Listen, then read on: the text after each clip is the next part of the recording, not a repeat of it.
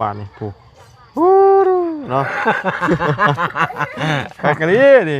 เอาใส่เบิดทันกินเบิดทันเนาะโอ้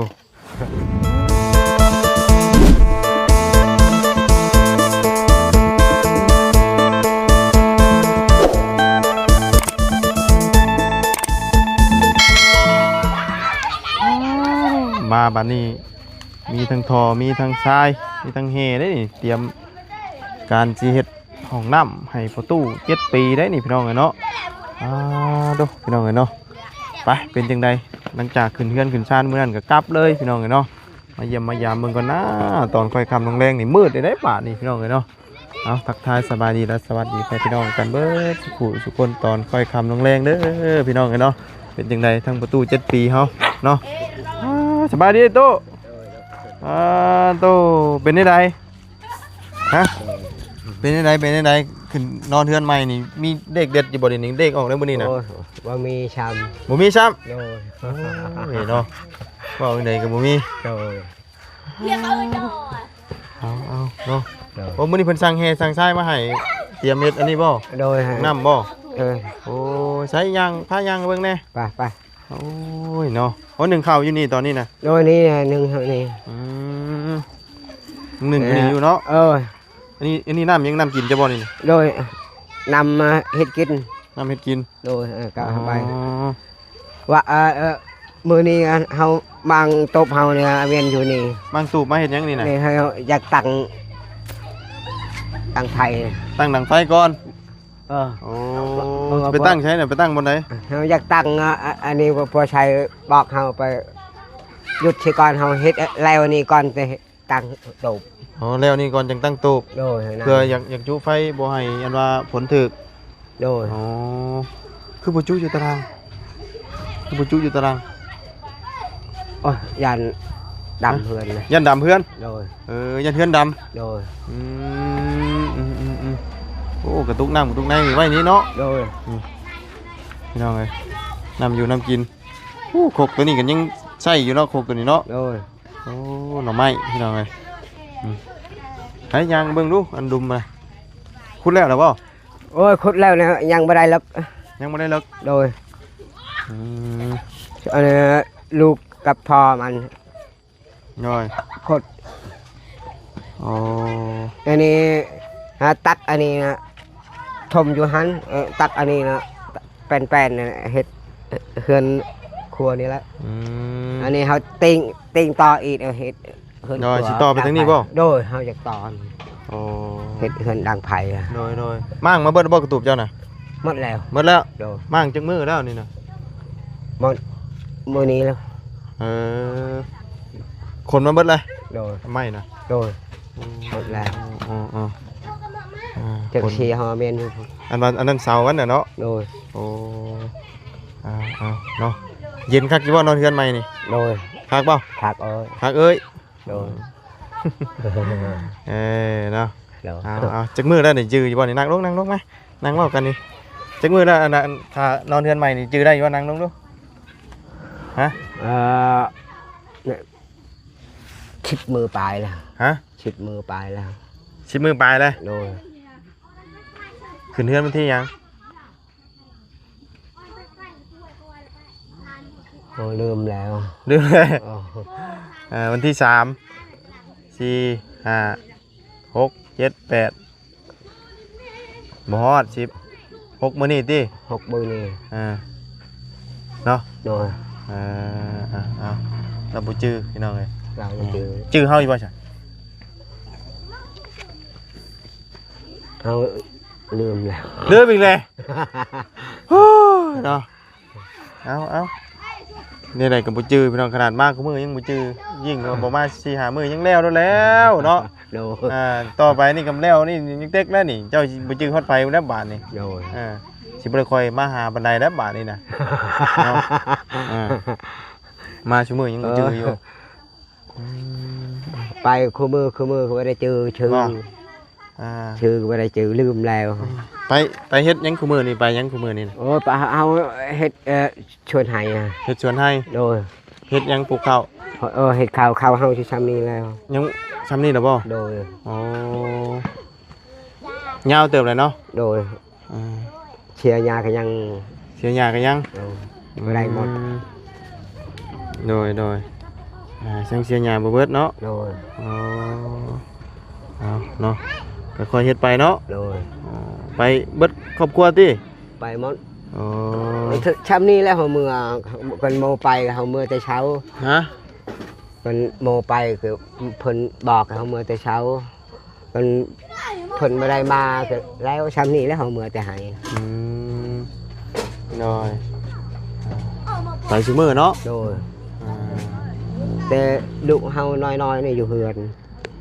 บ่ มันก็ใหญ่ไปหมด ใหญ่ไปเบิด โดย อันผู้ลูกกกก็ไปบ่ ไปหมด ไปเบิดเลย โดย อ๋อเหลือแต่ผู้น้อย โดย ๆเมียก็ไป ไปหมด เอาเนาะเดี๋ยวใหญ่มานอนเทือนใหม่กันบ่ได้ฟันหยังเนาะวะเนาะ โดย บ่ฟันหยังเลยติ บ่เลย แล้วนอนห้องบ่เจ้าน่ะ โดย ลูกนอนนอกบ่เลยบ่ โดยบ้านนอกนี่ ฮะ นอกนี่มัน ลูกกันนะ โดยลูก นอนโซนเดียวบ่เลย นี่บ่ผู้หญิง ผู้หญิง โดย อืม อยู่คนผู้ชายนะ โดยเจ้านอนอยู่ห้องกับเมีย2คน โดย ห้องกับเมีย2คนเนาะ โดย คือว่ามานอนหลายมื้อแล้วฝนตกเรื่อยอยู่บ่ โอ้แห้งพันตก เป็นได้หัวอยู่บ่ บ่ ฮะ บ่ สบายบัดนี้บ่ สบาย ฝนตกก็นอนฟังเสียงมันเฉย เชยอยู่แถวห้าวปุ่น บ่ได้ย่านหยังบัดนี้ บ่ได้ยานหยัง บ่ย่านหยังเลยเนาะ โดย สบายแล้วบัดนี้พี่น้องเอ้ยทางประตู7ปีเฮาเนาะ โดย บ่ได้ลบแดดลบฝนดำนี่เฮือนงามไปเนาะตู้เนาะ โดย อ่า โดยก็นอนเฮือนเก่าเฮาปบนิ้วเฮือนพอชัย อ่า ไปตลอด ได้ ยามพันตกก็ไปอยู่พุ่นตลอดเฮือนมัน บัดนี้ก็สิสะดวกสบายบัดห้องน้ำแล้วอีกนี่เนาะ โดยเฮานำให้ยายนำก่อนแต่อาชัยนี่ ยายน้ำยายมาต่อใกล้ๆนี่อยู่ไสจักอยู่บ่แถวมันใกล้ๆในท่อมันน่ะ กันเป็นเอากับพ่อไม้กันพ่อไม้ให้นำมานี่คือเฮาอาชัยนำเครื่องๆเนี่ยนำมานั้น อืม โมอยากย้าย สิเปลี่ยนกัน โดยเป็นกัน อ๋อ นั้น อ่า อันนี้เครื่องใครนะนี่ น้อย เอานำมัน อืม อันนั้นเนี่ยอยากได้เกาะนั้นเอานำเฮานั้น น้อย เป็นเอาเอง เปลี่ยนกัน ก็เป็นกัน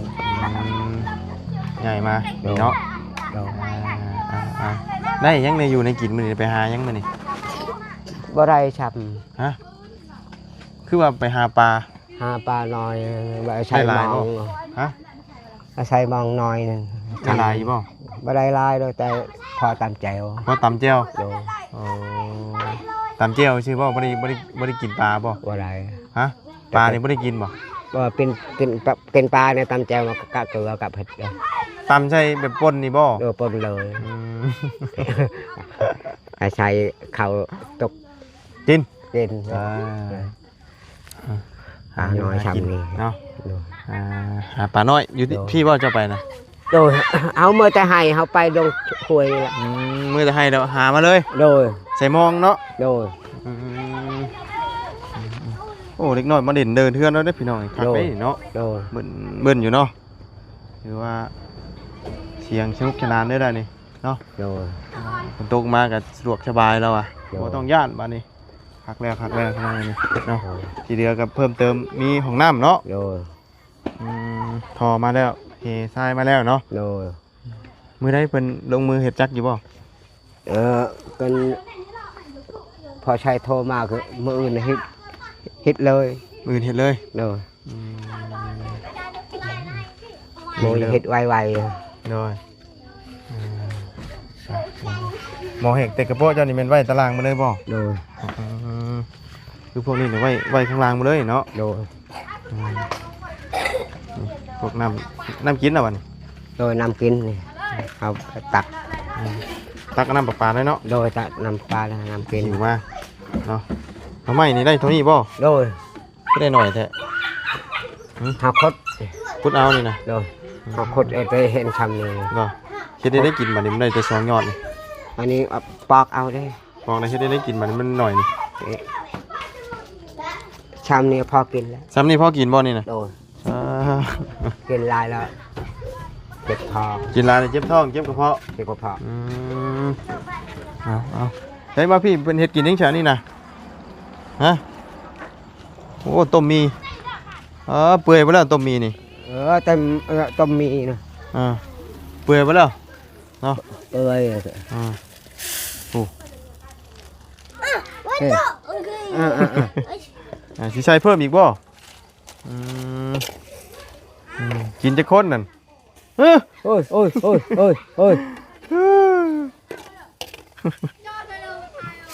โมอยากกินหาย กินผู้เดียวบ่กินผู้เดียวบ่นี่นะฮะ ไปอาแกมาจ่ายเนี่ยมาละไม่ชอบ เด้ กี่ เฮียแล้วนะเอาเก็บใจตัวหนึงเปื่อยแล้วตัวหนึงทองลงบาทนี่เนาะ อะไรหมดมามันกิน ฮะกินเบิ้ลมื้อบ่อืม ตัวเนี่ยมาจ่ากี่ ตัวหนึงเปื่อยแล้วตัวหนึงยังบ่เปื่อยเหมือนเนาะเด้อเฮียไปพร้อมบาทนี่กะชายอยู่นี่ไหนก็ ความกิน พร้อมกินพร้อม ดู เนาะ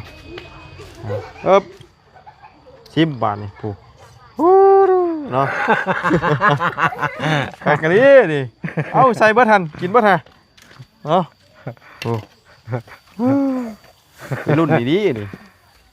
ต้มไปพร้อมกินไปพร้อมคือผู้ชายน้ำอีกหันน้ำมันแห้งนะน้ำมันแห้งแล้วนี่นะ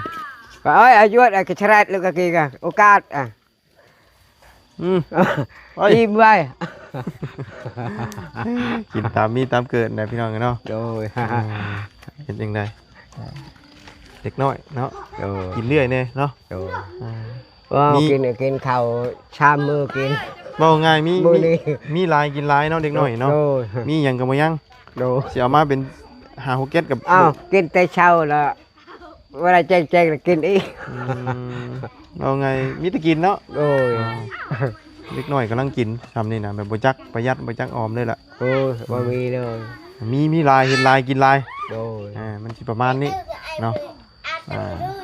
แต่ว่าเฮาเห็นของลายอยากอะไรก็กิน ใช่อาเมียนตับข้าวก็มาจงมาได้อาเมียนจกเอาอีกแล้วกิน โอ้ ปะอยู่หันแล้ว ได้ นี่ลิ้นน้อยเดียวนี่โหยคืนกินเอา โด โบ ยใช่ตู้ดินตัวนี้บ่อันเพิ่นเบิ่งมื้อนั้นน่ะ มันโมกขายแพงโพน ขายแพงโอ้ จากได้80 ล้าน 80บ่คือว่า50จ้ะ50บ่แม่นดิ40ปี 40โมบ่ได้ให้ อ๋อซ้ำกันเด้เนาะกับของเจ้านี่เนาะ โดยมันแพงโพด แพงโพดของเจ้าได้เท่าไหร่จื้อได้อยู่บ่ จักเขาลืมจะยังล้านเท่าไหร่ ลืมเลยเนาะ ก่อนเนื้อก็ทำเฮานี่เพิ่นเอาแล้ว โดย นี่ว่าแพงโพดมันขาย โดยซ้ำราคาของเจ้านี่ที่ว่าพอดีงามเนาะ โลพอดีงาม แต่ว่าถ้าเพิ่นขายก็ต่อมองเจ้านี้เนาะ โลต่อเพิ่นเฮานี่เลยตัดเพิ่นเฮานี่เลย แต่ว่าเพิ่นบ่ขายแพงก็เลย โลแพง ขายเนาะบ่ได้ซื้อนะบ่แม่นบ่ได้ขาย นี่เฮาตัดเฮาตัดเข็บเฮือนฮอนแม่ดับนี่เฮือนแม่ดับบ่อนนี้เลย โดยนี่เฮือนแม่ดับนี่บ่อนนี้เลยเฮาตัดเข็มได้วันนี้ โดย กับลูกมัน อ๋อ ไปนี่ละโมปั่นกันโมอยากขายโดย พอให้รักชำนี้พอกว่านี่นะแพงโพดชำนี้แหละพออยู่พอเอาแล้ว ทางนี้มาต้มต่ออีกเลยนี่เนาะต้มคนละ2ห่อบ่ต้มกินไผกินของไผของมันอันนี้เนาะ โดย อันนี้แหละเพื่อนเรามีลายกินลาย โดยเอากินอยู่ชุบนำกันก็เชียหายมันต้องลูกน้อย ลูกน้อยเนาะ พอใหญ่นี่กินนำกันกันแล้ว อันนี้กับบ่น้อยปานใดเด้ โดย เนาะแต่ว่าฟังภาษาลาวบ่ออกเลยบ่ในนี้ชุมนี้นะ ก็รับบ่ฮู้จัก ฮู้เลยบ่ โดย อ๋อ เพิ่นฮู้จักในใครในนี่ก็บ่ฮู้จักให้ได้ บ่มีจักคนที่ว่าฟังอันว่าฟังคำลาวออกแน่ พังความลาวนี่โอ้เมียเฮาแห้งคือติกแต่คนว้าวแต่คนลาวถึกให้ได้แต่คนลาวก็บ่ฮู้จักน้อยเดียวก็บ่ฮู้จัก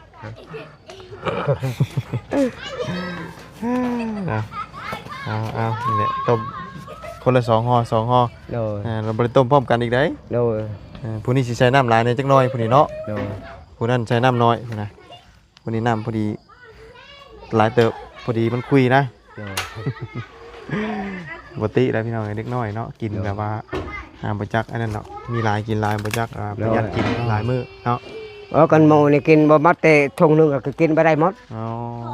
อันนี้ก็ว่าลูกน้อยนี่โอ้ย โดย เฮาเบิ่งชัดชื่อ แต่ถุงนึงก็บ่ได้หมดเฮากิ บ่ น เบิดบ่เจ้าน่ะ โอ้ยบ่หมด อ๋อกินบ่เบื่องเนาะเจ้าเนาะ โดย เด้หุงเลยพี่น้องเพื่อนเรากันเนาะ โดย หุงไฟโซล่าร์เซลล์แล้วนี่พี่น้องเลยเนาะ โดย ไฟโซล่าร์เซลล์เราหุงหักกะลีอันนี้ทั้งนี้เนาะลูกจะนอนเนาะ โดยนี่ทางนี้ อ๋อ ทางคน ทางนั้นเนี่ยทางนั้นผู้หญิง โดย อ๋อทางนี้เป็นผู้ชาย นี่ผู้ชายเฮากับเมียเฮานอนอยู่คง โดยนอนอยู่ห้องเนาะ โดยนอน เปิดประตูไว้บ่ตอนนอนน่ะ อัดแล้วเปิดไว้บ่ โดย ประตูหน้าต่างกันได้ เฮาเปิด